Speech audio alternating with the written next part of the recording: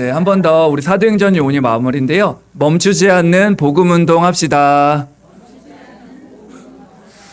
네, 갑작스럽게 만들려다 보니까 조금 그랬죠. 어쨌든 우리 오늘로써 이제 사도행전 올 한해 이제 저희 원단 말씀이 오로지 기도 속으로, 오로지 기도 행복 속으로 들어가면 올 한해 계속 이 속으로만 들어가 보세요. 내년은 25겠죠. 지금 내후년까지 정해져 있습니다. 그래서 오로지 기도 속으로 들어가는 게 24거든요. 그래서 올 한해 계속 오로지 행복 속으로 들어가서 삶의 루틴을 바꾸어서 진짜 삶 집중에 도전하시고 정말 삶 세팅의 망대를 세우시고 사명답이 생활화되는 올 2025년도가 될 줄 믿습니다. 응답 그대로 하나님 주실 거예요. 그래서 오늘 사도행전이 이제 쭉 1장부터 해서 오늘이 마무리입니다. 그래서 오늘 제목이 28장 31절 마무리 구절 보면요.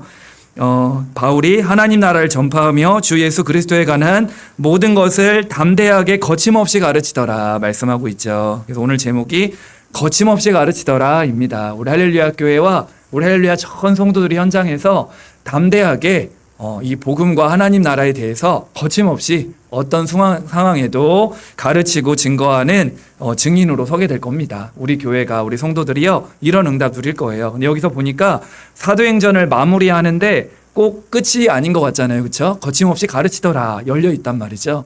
그 이후에 29장은 우리 할렐루야 교회와 우리 성도들이 또 만들어가는 29장의 글을 계속 써나갈 것입니다. 지금 우리 성도님들이 매주 살아가고 매일매일 살아가는 게 29장의 삶이에요. 그래서 우리 할렐루야 교회 성도님들만의 사도행 29장의 응답들이 계속 일어나게 될 것입니다. 그래서 우리 모든 전 성도들이요, 이 초대교회와 바울처럼 감옥 안에서나 그리고 어떤 상황에서도 멈추지 않는 이 복음운동, 전도운동의 주역이 되시기를 축복합니다. 간단해요. 이 멈추지 않는 복음운동의 주역되는 방법은요, 오직 복음으로 우리 전사님 기도하셨듯 망대를 바꿔버려야 됩니다. 우리 안에 오래된 사탄이 심어놓은 망대가 있고 교회 안에도 막 심어놨어요. 복음보다는 뭔가 율법, 복음보다는 앞서 있는 전통, 사상, 이 세상신, 세상임금 사탄 마귀가요, 우리가 복음 알고 복음 누리고 복음 전하는 걸 제일 싫어한단 말이죠. 계속 다른 걸 심어가지고 제일 중요한 걸 못하게 한단 말이죠. 그래서 우리는 오직 복음으로, 딴 게 아닙니다.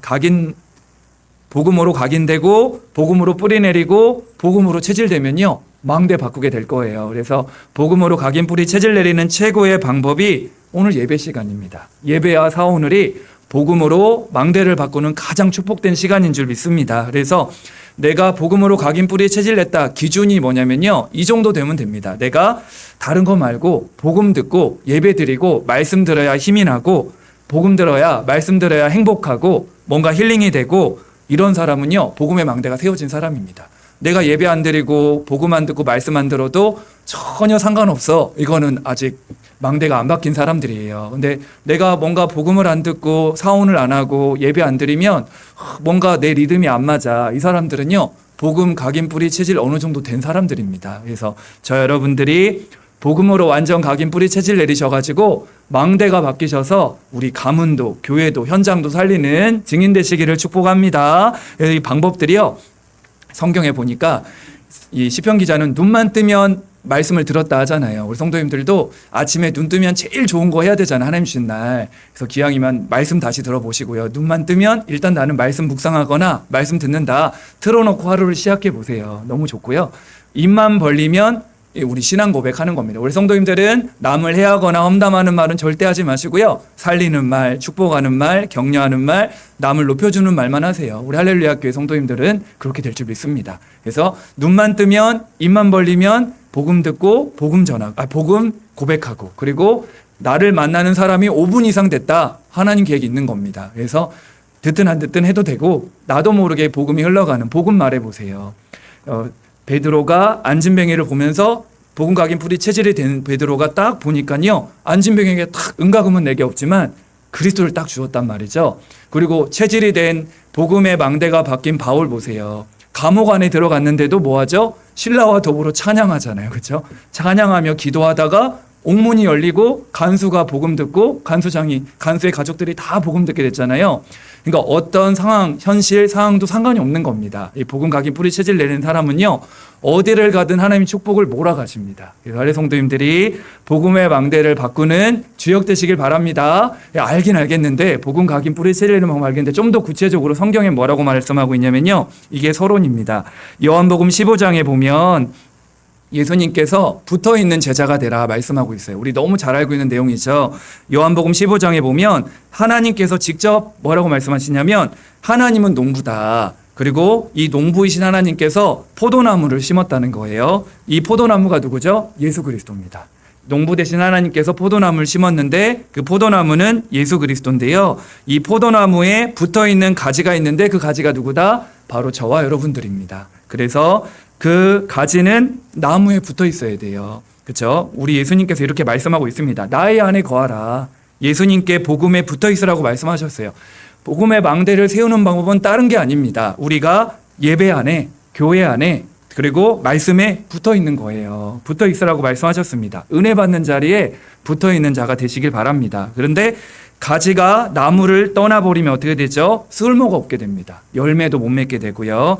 꺾인 것은 죽은 거죠. 예수님께서 말씀하시기를 포도나무에 가지가 꺾여지면 그게 메말라져서 이걸 모아다가 불에 던져 사른다는 거예요. 그래서 우리 성도님들은 오직 복음에 떨어져서는 안 됩니다. 하나님께 붙어 있고요. 말씀과 교회와 예배에 붙어 있는 우리 할렐루야 성도님들이 되시길 바랍니다. 이게 시냇가에 심어진 나무와 같죠. 그래서 우리는 가지와 같이 미약하고 연약하고 안 풀리는 것 같고 이것도 저것도 안 되지만 붙어 있으면 됩니다. 요한복음 15장에요. 세 종류의 가지가 나와요.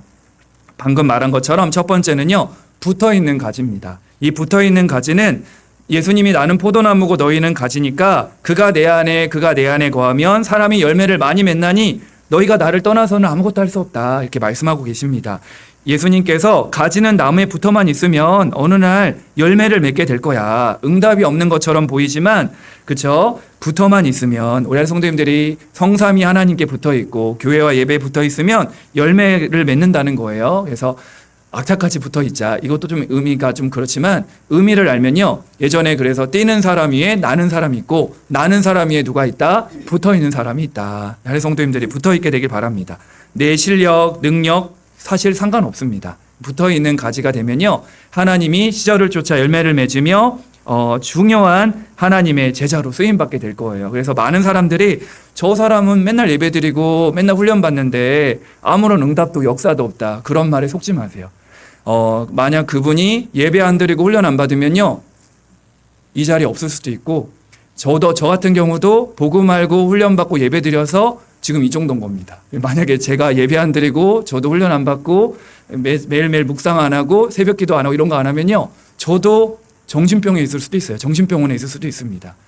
그렇단 말이죠. 왜냐하면요, 너무너무 중요한 게 우리가 복음 듣고 복음 전하지 아니하면 물론 구원받은 자들이 있지만요, 영적 문제를 이기지를 못합니다. 그래서 우리 할 성도님들이요, 지금 오늘 우리가 예배를 드리고 말씀을 듣는 것과 다른 거 있다고 생각해 보세요. 끔찍하지 않습니까? 그래서 많은 사람들이 쉽게 말한단 말이죠. 막 저 사람은 변화도 없고 우리 교회는 부흥도 안 되고 이렇게 말할 수 있지만요, 아닙니다. 그래서 절대 복음과 말씀 없으면요, 그 인생 무너진단 말이죠. 그래서 그런 말에 절대 속지 마시고 우리는 복음과 말씀과 예배 속에 붙어있는 제자로 붙어있는 가지 되시기를 축복합니다. 이게 첫 번째 가지고요. 두 번째 가지는 어떤 가지가 있냐면 붙어있지 않는 가지예요. 우리가 너무 잘 알고 있는 내용이죠. 이 붙어있지 않는 가지는 어떻게 되냐면 결국은 붙어있지 않는 가지는 버려지게 됩니다. 쓸모가 없으니까 버려지게 되는 거예요. 시간이 지나면 마르게 되고 이 마른 가지를 데려다가 이 불 속에 집어넣는 겁니다. 땔감으로 쓰는 거예요. 절대 떨어지면 안 됩니다. 붙어있지 아니하면 결국에는 문제가 찾아오고요. 중요한 건 제가 말하고 싶은 가지는 세 번째 가지입니다. 세 번째 가지는요, 걸쳐있는 가지예요. 이거는 붙어 있는지 떨어져 있는지 하지 않고 걸쳐 있는 거예요. 근데 사실은 걸쳐 있는 것도 가지가 꺾인 거죠. 그래서 빨리 점검해야 됩니다. 나는 붙어 있는 가지인지 아니면 떨어진 가지인지 아니면 내가 지금 위태위태하게 걸쳐 있는 가지인지 점검해야 돼요. 그래서 걸쳐 있는 가지는 가지가 꺾여 있는데 언뜻 보면 붙어 있는 것 같단 말이죠. 이런 성도들이 상당히 의외로 많습니다. 이게 언제 드러나죠? 문제가 오고 어려움이 찾아오면 이제 그때 드러납니다. 붙어 있는 가지는 흔들림이 없단 말이죠. 우직하게. 근데 걸쳐 있는 가지는 문제 어려우면 그때 이제 드러나는 거예요. 그래서 걸쳐 있는 가지가 사실 무섭습니다. 떨어져 있는 가지는 표시가 나고 붙어 있는 가지도 표시가 난단 말이죠. 그런데 이게 교회에 붙어 있는 건지 떨어져 있는 것인지 강단의 말씀 따라가는 것인지 다른 거 영향받고 있는지 표시가 안 나. 이게 걸쳐 있는 가지입니다. 그래서 우리 아래 성도님들은요, 저와 여러분들은 여기 있는 분들은 걸쳐 있는 가지들이 있으면 도와주셔야 돼요. 그래서 같이 교회와 강단과 복음에 붙어 있을 수 있도록 같이 우리가 도와줘야 됩니다. 그래서 우리 신앙생활에서 정말로 붙어 있는 가지의 응답을 받으셔서 오직 복음 속으로 포도나무 대신 예수님께 붙어 있는 귀한 전도자들이 다 되시기를 축복합니다. 그래서 5절에 그렇게 말씀하셨어요. 너희가 내 안에 있으면 열매를 맺고 나를 떠나서는 너희가 아무것도 할 수 없다. 이렇게 말씀하셨단 말이죠.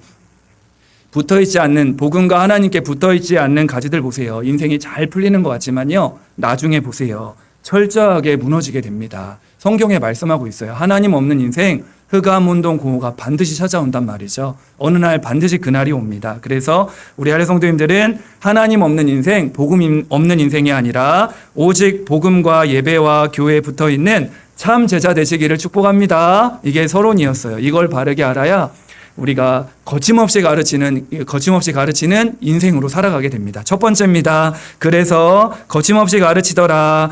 우리가 첫 번째 알아야 될 게 삶의 이유입니다. 저와 여러분들이 내가 사는 이유를 분명히 해야 돼요. 신앙생활하면서 반드시 해야 될 게 삶의 이유, 내가 살아야 될 이유 분명히 해야 됩니다. 이게 하지 않으면 신앙생활에 반드시 한계가 온단 말이죠. 그래서 다윗 같은 경우도 골리앗 앞에 섰을 때 형들이 뭐라고 말해? 막 너가 교만한 자다. 네가 어떻게 골리앗 앞에 서냐 할 때 어찌 내가 이유가 없겠습니까? 고백한단 말이죠. 다윗도 이유는 인생이었습니다. 그래서 우리 성도님들이요, 내가 왜 살아야 되지? 그 이유를 분명히 알아야 됩니다. 특별히 내가 이곳에 사는 이유, 우리 지역이에요. 우리를 하필 하나님이 이 동네, 이 지역, 이 나라에 사는 이유를 알아야 됩니다. 우리를 실수해가지고 그 동네에 살게 하신 게 아니에요.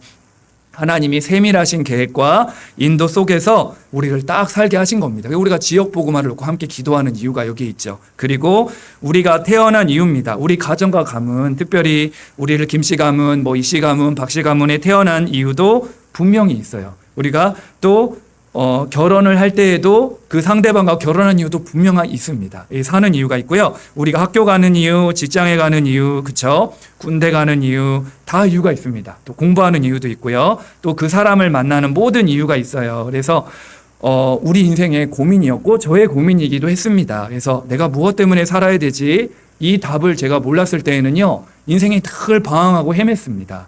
내가 살아야 할 이유를 모르니까 그냥 막연한 인생이었던 것 같아요. 그래서 보통 사람들 보면 다 열심히 살고 열심히 그냥 공부하고 사는 일 하고 한단 말이죠. 그런데 저는 교회를 가도 사실 복음으로 답을 못 냈습니다. 그냥 교회 가면 나를 위한 교회, 그냥 편안하고 간식 먹으러 가고 이랬단 말이죠. 그러니까 늘 겉은 멀쩡한데 속은 늘 골마 있었습니다. 그래서 고등학교 때 아직도 기억나요.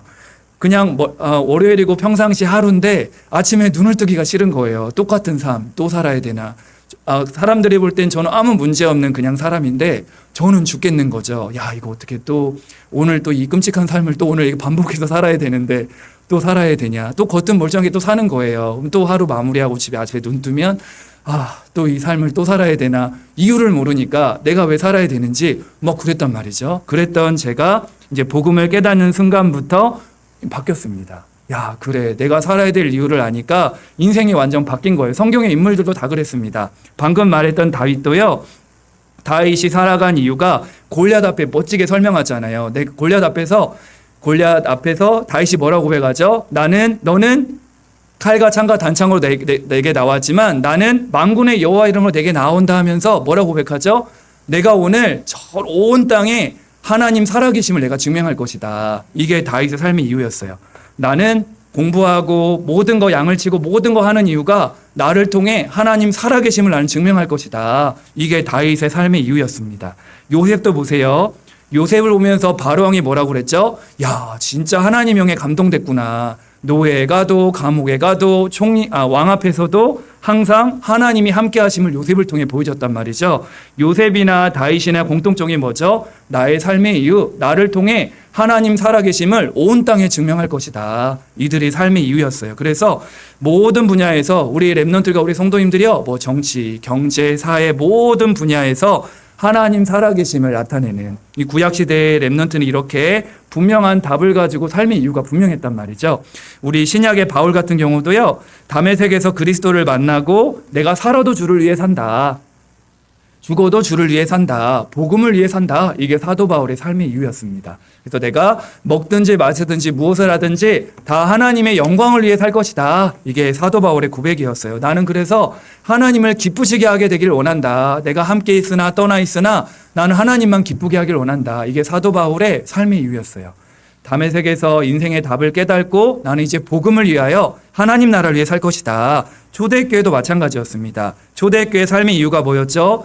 그 산무였죠. 무능, 무지했던 이 사람들이요, 복음을 깨닫고 삶의 이유가 세계복음화로 바뀌었습니다. 이 초대교회 성도들의 삶의 이유예요.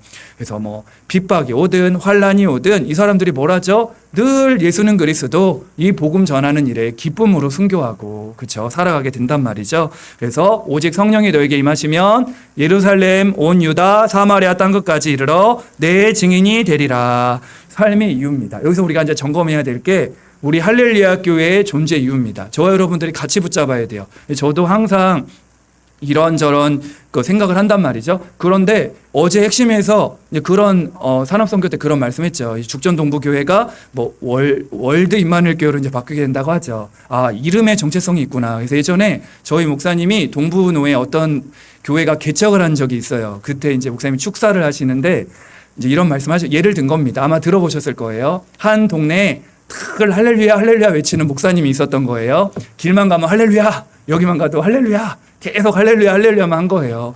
온 동네를 매일매일 할렐루야 하고 다니니까 온 그 지역에 소문이 다 난 겁니다. 어느 정도로 소문이 났냐? 절간에 있는 아이들랑 막 사람들도 막 할렐루야 할렐루야 하면서 노는 거예요. 그러니까 스님들이 막 이제 대체교회를 한 겁니다. 야, 어떻게 하냐? 교회에서도 할렐루야 할렐루야를 하는데 이거를 막을 방법이 있냐? 그랬더니 주지 스님이 이 말을 하니까 한 밑에 스님이 딱 손을 들고 하는 말이, 주지 스님, 제가 십자가를 지겠습니다. 이렇게 한 거예요. 별로 웃긴 얘기는 아니지만 그 한 사람이 할렐루야 교회를 외치는 그 목사님 한 사람 때문에 온 땅에, 온 지역에 할렐루야가 영향이 갔다는 말이죠. 그래서 우리 교회가 우리 교회 이름답게 우리의 정체성입니다. 그래서 온 땅에 하나님을 만나는 자들이 하나님을 만나게 도와주고 전 현장의 여호와를 찬양하도록, 그렇죠. 실제로 우리가 유튜브나 다른 거 봐도요, 말씀을 듣는 조회수와 찬양을 듣는 조회수는 비교가 안 됩니다. 진짜 보면 찬양은 막 몇백만, 몇천만도 많고요. 설교는 많아야 몇백, 몇천, 몇만 있지만 찬양은요 정말 많이 듣습니다. 그래서 우리가 복음 가진 할렐루야 교회의 정체성을 바르게 알고 저 여러분들이 정말 찬양의 망대를 세워서 온 땅에 우리 교회의 존재 이유를 깨닫고 누리는 저와 우리 성도님들이 되시길 축복합니다. 우린 전도자예요. 그래서 우리는 겉은 멀쩡하게 불신자와 똑같이 살아가지만 하나님 살아계심을 나타낼 증인이요, 오직 복음을 위한 증인이요, 세계복음화 증인이요, 온 땅에 100만 찬양의 망대를 세울 저와 여러분들인 줄 믿습니다. 그래서 삶의 이유를 깨달은 저와 여러분들이 이 세상에 가장 행복한 사람입니다. 삶의 이유를 못 깨달으면요, 매일매일이 정말 너무너무 어려워요. 이거는 지혜고화를 막론해서요, 복음을 깨닫지 못하고 하나님 만나지 못하면요, 평생 그 12가지 사단의 망대 가운데 살아가게 됩니다. 그래서 복음을 위해 살아가는 이 인생이 가장 축복된 인생이다. 그게 오늘 본문의 바울과 초대교회 사람들이었습니다. 자, 두 번째입니다. 사도행전 전체를 점검해야 될 시간표죠. 사도행전 우리가 쭉 봤는데요. 사도행전은 증인행전입니다. 사도행 1장부터 28장까지 증인들이 쭉 나와요. 증인들이 했던 모임들, 증인들의 사역들, 증인들의 활동, 증인들의 발자취, 이거를 1장부터 28장까지 쭉 기록되어져 있습니다. 이제 앞으로 우리가 29장을 써내려 갈 건데요. 사도행전은 증인행전이다. 예수님은 바로 그리스도의 답을 가진 자들이 현장에서 일어난 응답들을 모아놓은 증인의 책이죠. 증인행전입니다. 대표적인 증인이 두 사람을 얘기할 건데, 사도행전 하면 제일 큰 증인이 사도 바울이죠. 사도 바울이 전도 여행을 떠났습니다. 우리와 지금과 같이 막 비행기를 타고 자동차를 타고 다닌 게 아니라 걸어서 또 말을 타고 배를 타고 전 세계를 다니면서 전도 여행을 떠난 거예요. 증인되기 위해서 떠난 겁니다. 자신이 본 거, 들은 거, 체험한 거, 여기에 인생을 올인하고 삶의 이유가 분명했단 말이죠. 내 삶을 통해 생명 걸고 이 복음을 위해 살 것이다. 사도 바울이 결론 내렸단 말이죠. 이 사람이 원래는 예수님을 오해했던 사람입니다. 예수님이 누구인지 몰라서 핍박했고요. 예수 믿는 사람을 핍박했고요. 지금도 수많은 불신자 종교인들이요, 예수님에 대해서 착각하고 오해하는 사람들 많잖아요. 그래서 이 핍박했던 늘 예수님을 조롱했던 이 사도 바울이요, 다메섹에서 예수님을 만나게 됩니다. 그래서 늘 착각했던 오해했던 이 사도 바울이요, 예수님이 그리스도가 맞구나, 진짜 이 땅의 근본 문제 해결자 정말 예수 그리스도가 맞구나, 그분만이 유일한 구원자구나 깨닫고 나서 전도 여행을 떠나는데, 우리가 알다시피 1차 전도 여행은 사도행 13장입니다. 5인 1조 팀이 구성되어져 가지고 안디옥 교회가 파송을 시키죠. 전 현장에 이 복음을 전하게 됩니다. 그래서 가는 곳마다 성령 인도 받아서 흑암을 꺾고 막 제자를 세우잖아요. 다녀와서 2차 전도여행은 언제 가죠? 또 사도행 15장 36절에 보면은, 이때는 첫 번째는 바울과 바나바가 팀이 돼서 나갔는데 2차 때는 이제 바나바가 떨어지죠. 2차 때 다시금 현장에 또 복음 전파하러 현장을 또 다닙니다. 그래서 현장에서 곳곳마다 복음을 전하면서 3차 전도여행을 또 떠나가는데요. 3차 전도여행 때는 제자들을 세우기 위해서 다시금 그 교회를 순회하게 됩니다. 그래서 1차, 2차 때는 복음 전파가 중심이었다면 3차 때는 제자들을 확립하고 세우는 게 중심이었어요. 그래서 왜 이렇게 사도 바울이 그 힘든, 지금처럼 우리가 이 여행이라 하니까 편하고 즐기러 간 게 아닙니다. 정말 생명을 걸고 전 현장에 예비된, 흑암의 망대를 꺾고 예비된 자를 찾고 제자를 세웠던 이 사도 바울의 여정이었단 말이죠. 이걸 왜 했죠? 본인이 답을 내렸단 말이죠. 우리 얼마 전에 봤던 사도행 22장 15절, 네가 모든 사람 앞에서 내가 보고 들은 것에 증인이 되리라. 네가 그를 위하여, 그리스도를 위하여 모든 사람 앞에서 보고 들은 것에 증인될 거야. 이게 사도 바울의 참된 이유였죠. 증인 되리라. 증인 되바라 하지 않고 증인 되리라라고 하셨어요. 그래서 바울은 순교할 때까지 예수 그리스도의 증인이 되었습니다. 이 핍박자가 변하여서 전도자 증인이 된 거예요. 핍박하고 교회를 오해하고 착각했던 사람이 증인으로 서게 된 것입니다. 그래서 너무 감사하죠. 이 사도 바울이라는 증인이 나오니까 지금도 이 길을 따라 나도 사도 바울처럼 이 복음 운동에, 이 복음에 나도 쓰임 받을 거야. 수많은 증인들이, 29장의 증인들이 지금도 일어나고 있잖아요. 또 사도행전의 대표적인 또 증인을 얘기하자면 의사 누가입니다. 이걸 의사 누가라는 사람이 이 사도행전을 기록한 사람이죠. 그 의사 누가가 누가복음 사도행전을 기록했습니다. 의사 누가는 사도행 16장에 등장하는데요. 바울이 2차 전도 여행 때 만나게 돼서 현장에서 만난 제자입니다. 그래서 사도 바울을 의사 누가가 본인이 썼기 때문에 성경에 보면은 우리의 이런 단어들이 많아요. 그래서 바울은 예수님의 증인이었고, 누가는 바울을 통해 복음을 듣고 그 바울이 했던 행적들을 기록합니다. 그래서 바울을 통해 들었던 복음을 책으로 만들었단 말이죠. 성령의 감동으로 지어진 책이 누가복음과 사도행전입니다. 사도행 1장 1절 2절에 보면, 데오빌로여 내가 먼저 쓴 글에는, 이게 누가복음을 말합니다. 예수께서 1장을 애우질 못해가지고, 그가 택하신 예수께서 행하시며 가르치기를 시작하신부터 그가 택하신 사도들에게 성령으로 명하시고 승천하신 날까지를 기록하였노라. 예수님은 바로 그리스도다. 누가복음을 기록하게 되고 사도행전을 기록합니다. 이름도 빛도 없이 복음을 증거한 증인들을 기록하면서 바울을 통해 일어난 현장의 기록들이 많이 기록되어 있잖아요. 증인들의 기록들, 자기가 본 거, 체험한 거, 들은 것을 이 앞에서는 증인으로 서게 된 거예요. 의사 누가는 의사 누가답게 육신적으로는 사도 바울의 주치의가 됐습니다. 사도 바울이 여러 가운데 아픈 부분들이 많아 있었는데요. 육신적으로는 바울을 도왔던 주치의가 됩니다. 그리고 이 의사 누가가 전도자를 도한 주치의가 되기도 하고요. 한편으로는 영적으로는 사람을 살리는 영적 의사가 돼요. 본인은 육신적인 치유만 알았는데, 진짜 현장에 보니까 성경 곳곳에 나오죠. 사도행전에요. 예수 이름으로 흑암이 떠나가고 영적인 부분을 계속 기록하잖아요. 이걸 알았던 이제 의사 누가가 알고 사람을 살리는 영적 의사로 바뀝니다. 이 의사 누가 참 멋있죠. 사도행전은 그래서 증인행전이다. 이 복음동이 끊기지가 않아요. 다른 게 없습니다. 베드로도 있고 수많은 12제자도 있고 70인 제자들도 있는데요. 이 사도행전을 보면서 다른 거 없이 우리도 예수 그리스도의 증인으로, 우리도 이렇게 하나님 살아계심을 증거하는 증인으로 서게 될 줄 믿습니다. 우리 한 사람, 저와 여러분들도 그리스도의 증인으로 서게 될 거예요.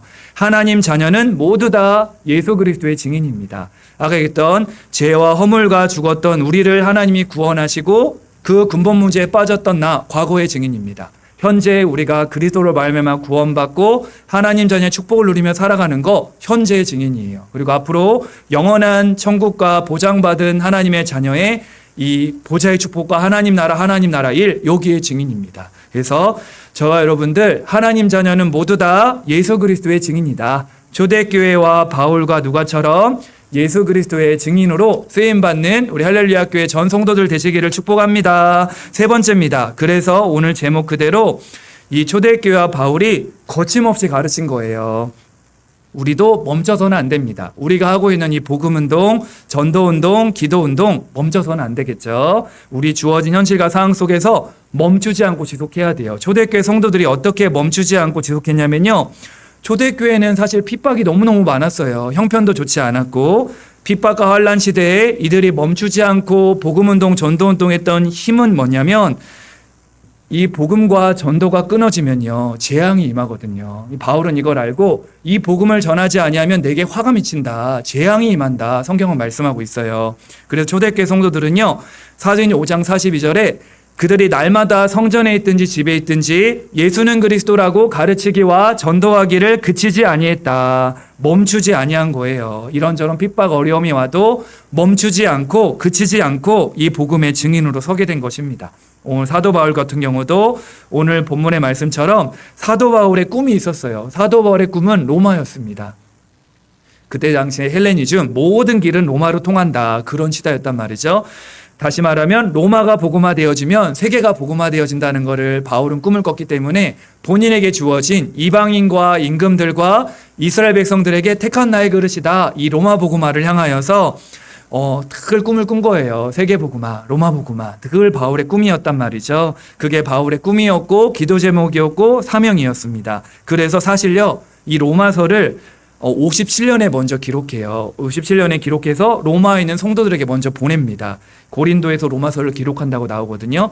그게 57년인데 사실 바울이 오늘 본문 사도행 28장에 이 내용은 AD 60년이거든요. 그러면 3년을 기다린 거거든요. 사실 바울이 처음으로 로마에 들어간 것 같지만 로마서 말씀이 먼저 로마에 들어간 겁니다. 그래서 제자들과 성도들에게 그 로마 교회를 형성하고 있는 성도들에게 이미 로마서를 통해서 로마 복음화 운동이 일어나고 있었어요. 그래서 이 바울이 감옥에 있었지만 계속 이제 꿈꿨죠. 3년과 오늘 30절 보면요. 바울이 온 이태를 2년 동안 감옥에 갇혀 있었음을 보게 됩니다.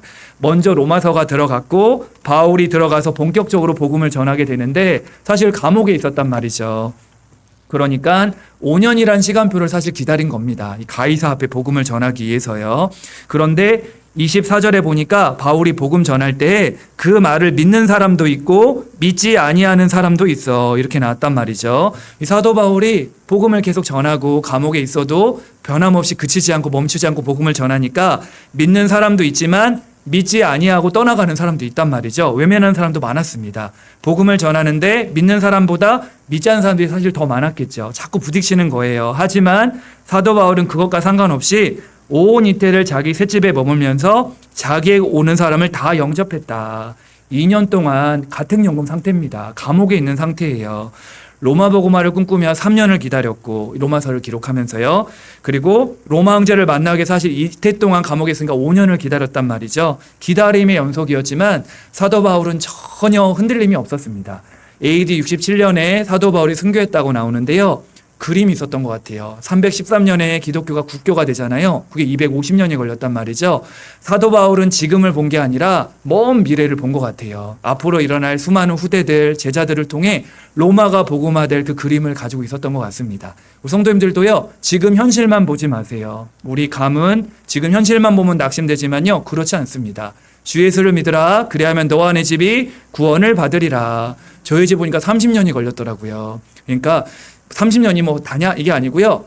우리의 시간 우리는 모릅니다. 우리는 언약 잡고 기도하고 있으면요, 하나님이 복음화를 이루십니다. 저의 기도 제목이 이제 바뀌었어요. 이제는 우리 가정 가문이 복음화가 됐기 때문에 이제 복음화가 문제가 아니다.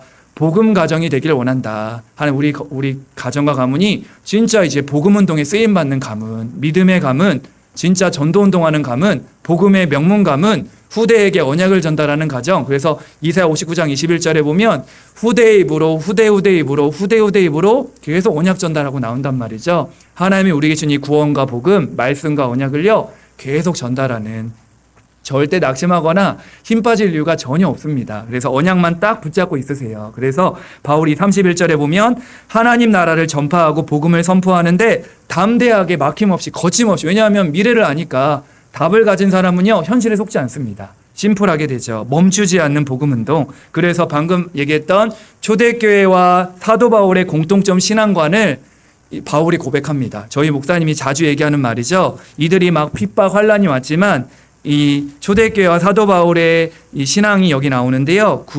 고린도후서 6장 9절 10절에 보면 이렇게 기록되어 있습니다. 우리가 무명한 자 같으나 유명한 자요, 죽은 자 같으나 보라 우리가 살아있고, 징계를 받은 자 같으나 죽임을 당하지 아니하고, 근심하는 자 같으나 항상 기뻐하고, 가난한 자 같으나 많은 사람을 부유하게 하고, 아무것도 없는 자 같으나 모든 것을 가진 자로다. 아멘.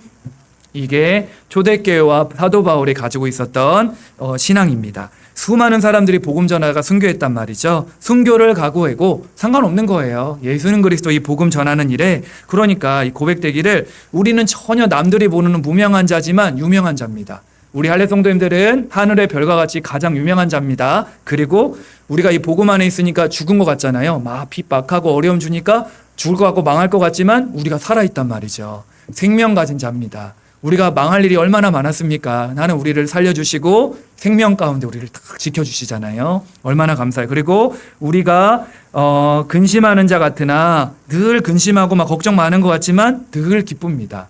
할례 성도님들 기쁘시죠? 복음 안에 있는 사람은 기쁩니다. 그리고 가난한 자 같지만, 이 사람이 늘 가난하고 힘없는 것 같지만요, 부요한 자다. 복음 가진 사람을 부요한 자라고 고백하고 있고요. 이 사람이 아무것도 없지만 우린 모든 걸 다 가진 자다. 이게 초대교회와 바울이 가졌던 정체성입니다. 이걸 가지고 있으니까요, 전혀 뭐 부흥, 역사, 응답 아무 상관이 없는 거예요. 할례 성도님들이요, 모든 일 속에 이 복음과 하나님 나라가 우선인 사람은요, 오늘 31절의 고백처럼 담대합니다. 특징이요, 거침이 없고 핑계가 없고 이유가 없습니다. 그래서 할례 성도님들이 사도행 28장까지 끝나 있지만 우리 할렐루야 교회는 29장을 계속 써내려 갈 거예요. 사도행 29장 1절 박경경 사모가 복음을 전했다. 29장 2절 이영 집사님이 뭘 했다. 이거 다 사도행 29장의 역사입니다. 우리 한 분 한 분이 매일매일 이 역사를 써내려가는 증인 되시기를 축복합니다. 우리가 가진 이 복음을요, 그래서 이거를 우리 후대들에게 복음의 바톤을 또 전달해 줘야 돼요.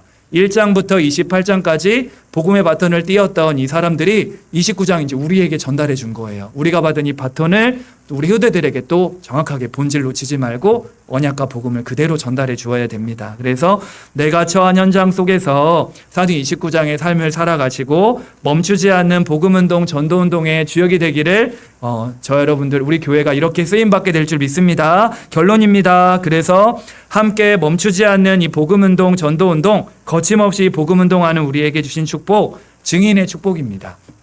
저라 여러분들에게 하나님이 증인의 축복을 주실 거예요. 그래서 성경에 보니까 이사 60장에 보면 이 빛을 비추면 모든 곳이 다 살아난다고 했단 말이죠. 특별히 20절에 보니까 이 복음의 빛을 비추면 하나님이 우리의 영원한 빛이 되어주시고 너의 슬픔의 날이 끝날 것임이라 말씀하고 있어요. 우리가 이 복음의 빛을 비출 때 우리 안의 슬픔, 고민, 갈등이 다 끝나버린대요. 왜 그렇죠?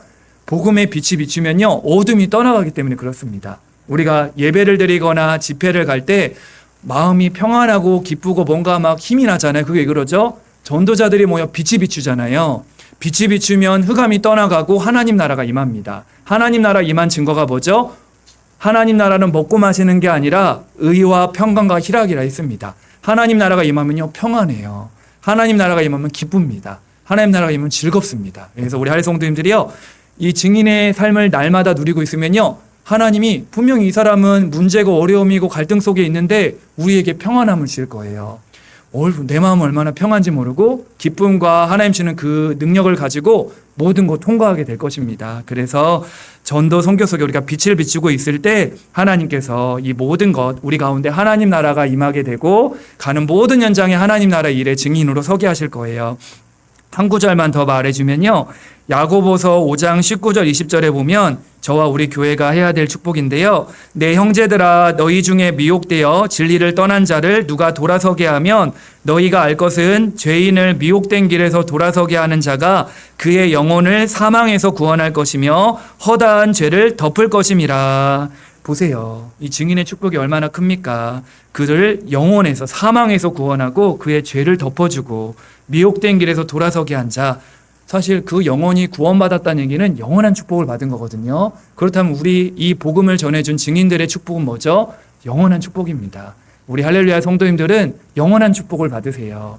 남은 생에 내게 주어진 눈에 보이는 응답은 진짜 응답 아니다. 진짜 응답은요 오로지 그 속에 들어가서 하나님이 하시는 사도행 2장이 진짜 응답입니다. 오늘도 진짜 응답을 누리세요. 하나님의 역사, 하나님이 여시는 전도의 문, 하나님이 하시는 말씀 성취, 하나님이 나를 통해 우리 교회를 하시는 제자의 축복, 현장이 살아나는 참 응답을 누리시면서 영원한 증인의 삶, 그래서 거침없이 가르치더라. 그렇죠.